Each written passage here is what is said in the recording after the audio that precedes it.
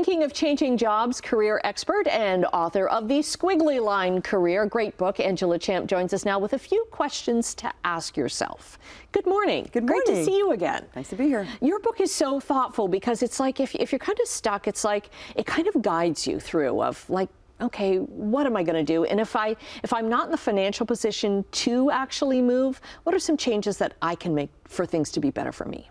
Yeah, quitting a job is never easy, although sometimes around this time people start to have an itch that they want to do something different.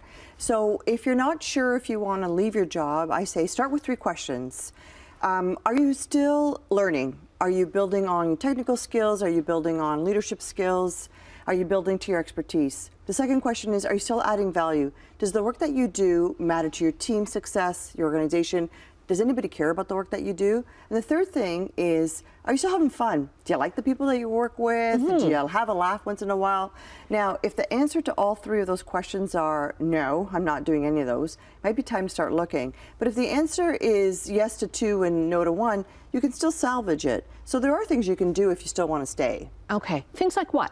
Well, for example, let's say you're saying, I'm not learning, I'm bored, I've done this, I've been doing this for 5 years, I've done where I can. So can you put your hand up to lead a project or committee? Can you go to your HR department or your manager and tell them what your career aspirations are? See if you can change departments. Can you take on a bigger role? Can you start mentoring new hires? There's lots that you can do to just tweak your job in order to continue that learning process. And sometimes are you having fun? Sometimes that's on you as well, right? Yeah. Sometimes you have to come in with an attitude that you're going to have a positive day.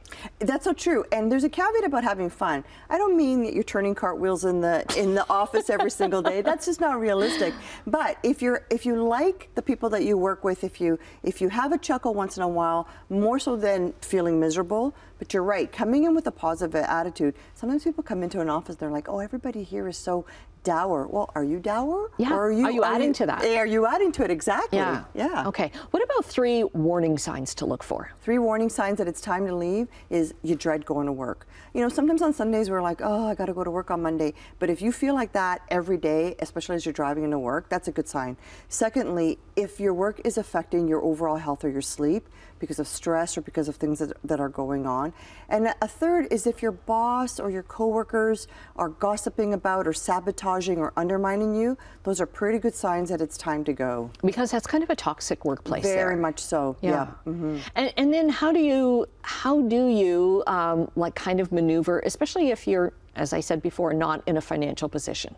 That's right. Not everybody can quit their job. Yeah. So one thing I would do is if you're thinking of leaving, but you're not quite ready to go because of financial or other reasons, make sure that your resume is up to date. Make sure that you're reaching out to your network and that you're developing those relationships.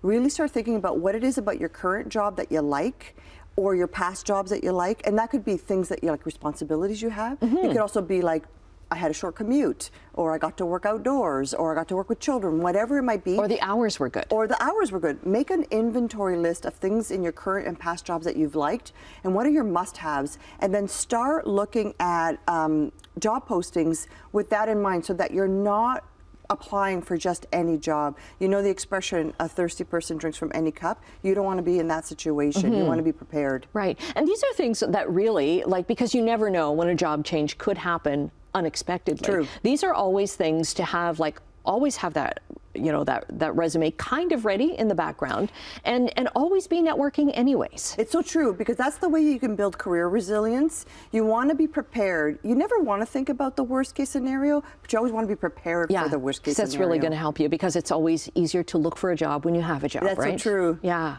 Okay, so where can we get the book? The book is available on Amazon, Indigo, any fine book retailer.